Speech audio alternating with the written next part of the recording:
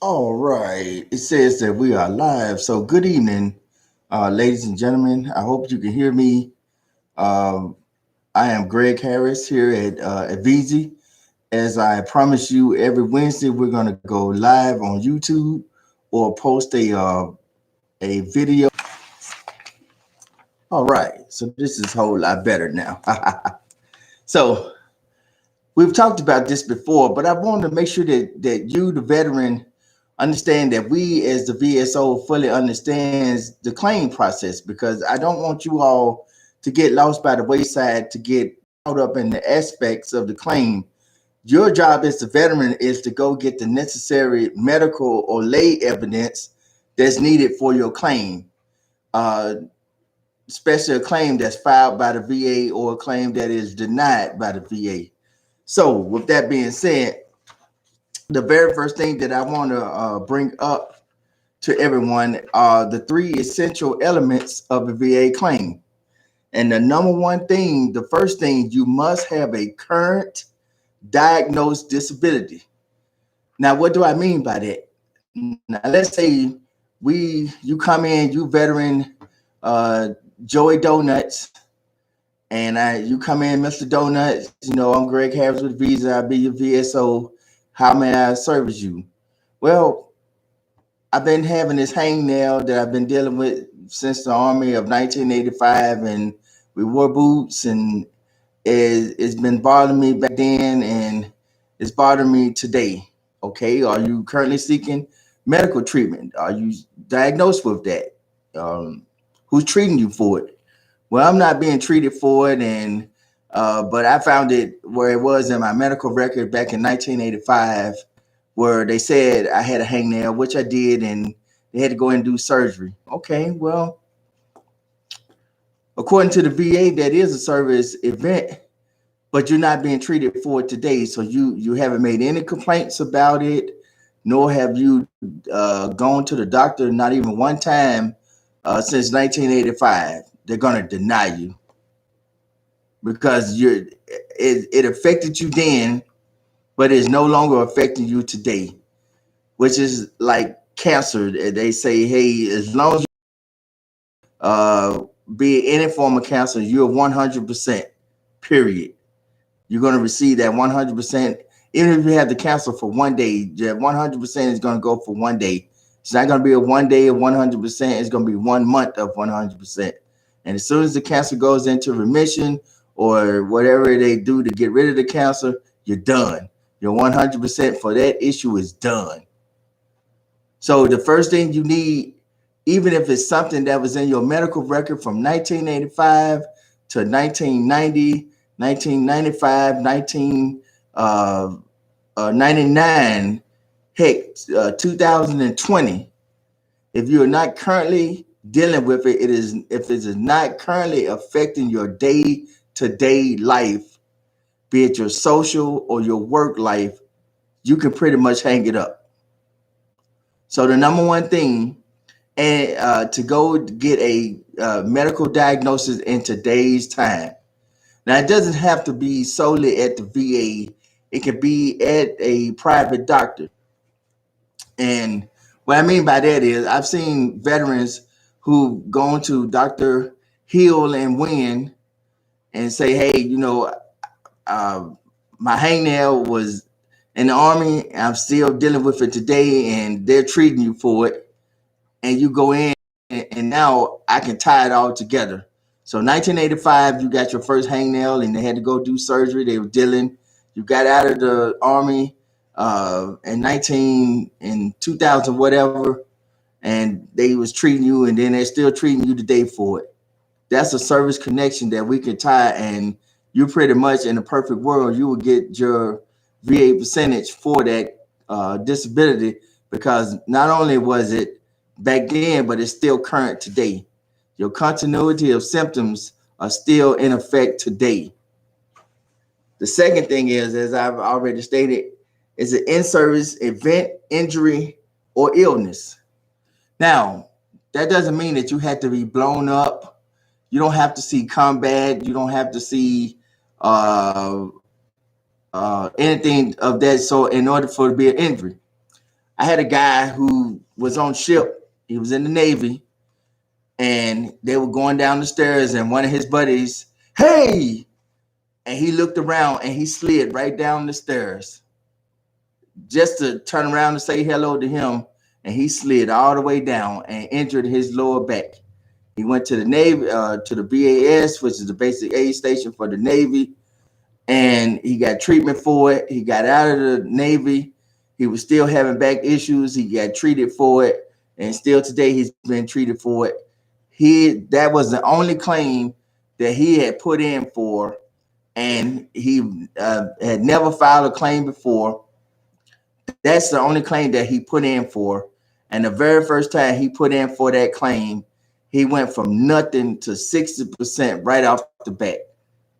And he was comfortable with staying that way. So he said, Mr. Harris, I don't want to put in for nothing else.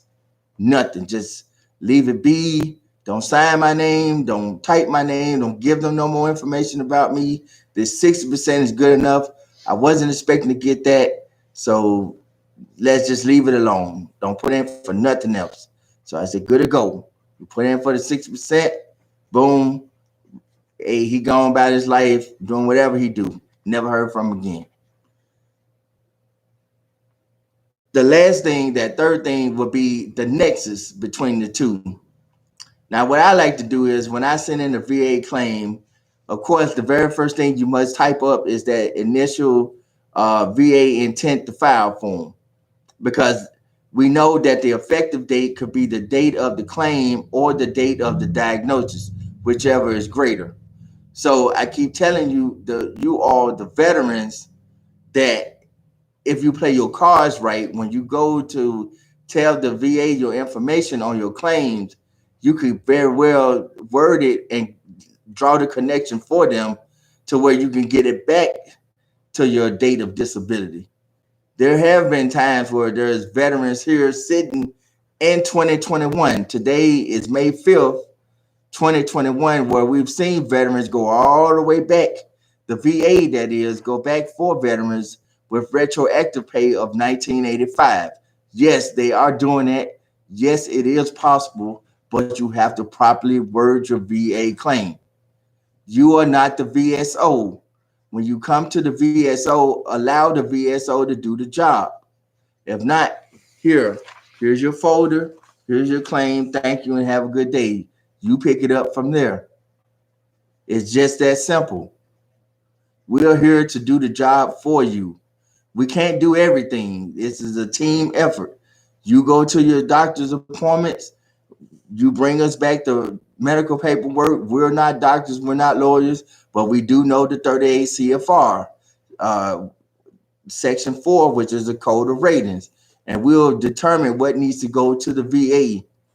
I've seen all types of things during my 5-year reign here at this position, where veterans don't give the VA enough information and get denied. I've seen where veterans give the VA too much information and get denied. Just like anything, you got to realize you're dealing with human beings. And each time you open your VA claim, file a claim, you open your file, and not the same person doesn't get that file all the time. So what one person sees, another person may interpret as something else. What this person sees, he or she may not take the time to see that. Just like when I tell you, the veterans, to, when you write in a buddy statement from your wife, your kids, your guys you serve in the service with, I've seen many people want to put all those statements on one form. No, let's do it this way. We don't want to do it that way because, like I just said, these are human beings you're dealing with. If I send you a 5-page report with all these statements in conjunction with this 5 pages, are you going to take the time to read all 5 pages to get to what's relevant? No, I doubt it. I seriously doubt it. And that's the way you have to look at the VA. Common sense is not common. They're not going to take the time to read that whole entire thing. They're going to look at that first 1 to 2 paragraphs and chuck it to the side and make a decision off that. So with that being said, you want to make each and every statement on different forms. Give them a chance to say, look, well, it's not all bunched up together in a bunch of paragraphs. They're on different forms. Make them address the forms. They have to address the forms. Each form has a different statement on it. Each statement must be taken into accountability. Common sense. We're going to make common sense apply where it doesn't apply in some cases. Now, how would I give the statement of what I want them to know? So it's simple. We're going to put together a strategy for each and every claim that comes in, because each claim is different. It's just like twins. Just because you all were born on the same day, you were born at different times. One twin is going to come out a second ahead of the other one, and the second one is going to come out right behind them. It's always, even though y'all together, you're gonna be two off. It's just that simple. So we're gonna do the very first thing is an intent to file. The second thing, we're gonna put a strategy together. What are we doing? What are we doing? Are we filing an appeal? Are we resubmitting something? If we're resubmitting, then we're not going to do a 526 EZ. We're going to do a supplemental claim and go from there. And we're going to present new and material evidence in regards to that supplemental claim, i.e. a nexus letter, if we can get it.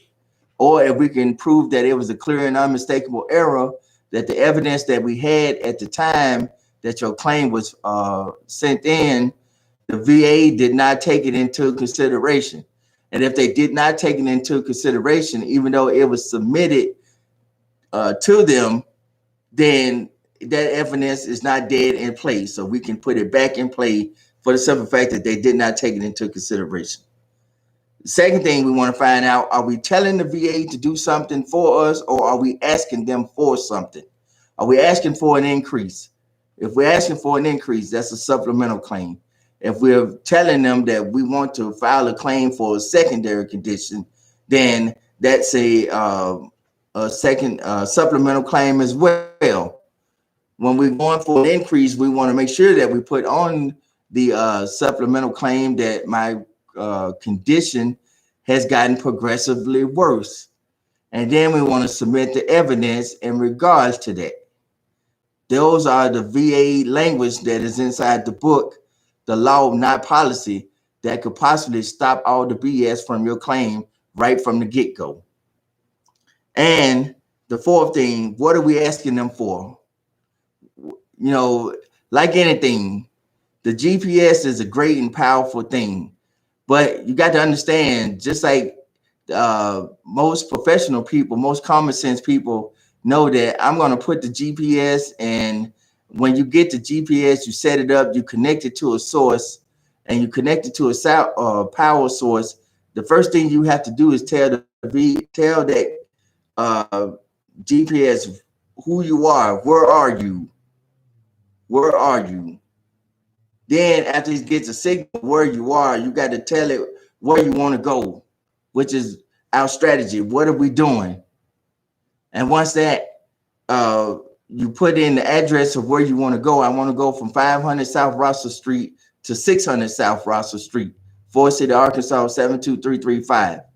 And then I'm going to hit go, and it's going to give me a direction to go in. Now, if I'm familiar with the waters or the streets, so to speak, then once it gives me that first turn, go up to Davis Street and turn right and follow the code and so on and so forth, I don't need the GPS anymore. All you need is that first step to get you to where you're going. Once you get that first step, follow the patterns, because when the VA respond or the lack thereof, we can contact them to get them to respond for no response. And when they respond, if they deny you, they have to tell you why they denied you. There is no ifs, ands, or buts about it. There is a reason. And most of the time they deny you, as I stated before. There's no continuity of symptoms. Yes, it was in your record from 1985. Yes, it was in your record from 1998. Yes, it was there in 2020 when you was in the the Navy, Coast Guard, Air Force, whatever the branch of service you were in. But now here it is, 2021, and you're not being treated for it. So just like anything, they're not going to give you any free money. And every bit of money that goes out, you better believe they know who they're giving it to. Trust me. Some of these forms, you have to put who you are on there twice, whether you're the veteran or not. And every Social Security number, which also could double as your VA file number, if it's not different in most cases, it's going to be on every form, or they recommend that you put it on there. Now, in another video, we'll talk about the 5 ways to get service connected. And Sunday past, I've talked about that. And we're going to talk about those in detail, because I don't want you to come in and be, well, only way I can get connected is direct service. No, there are ways of getting service connected due to medication that you're currently taking. And the medication you're taking is from the VA or from your private doctor, that in conjunction to your condition, your illness, or so on and so forth. And we're going to get those submitted as secondary conditions. Let's see, what else do I need? The statement in support of claim. You want to keep it to the point, short and sweet. You want to explain what happened. You want to explain how you were affected then and how it impacts you now. And the most important is how it impacts you now. That statement in support of claim could really make or break your claim. So we don't want to put any extended stories on there. We just want to put the facts. As I've said, short, sweet, and to the point. Nothing else. The last thing I want to cover is making sure that deadlines are met. For certain pieces of information due back to the VA, we have 30 days to respond. Some days we have you have 60 days to get the information back to the VA. The VA Form 9, you have 60 days. However, if you are appealing to the VA via NOD, the 10182, you will not receive a VA Form 9. So you don't have to worry about that. That at all, the VA Form 9. However, if you submit a supplemental claim, you will receive a VA Form 9 down the road via the SOC, which is the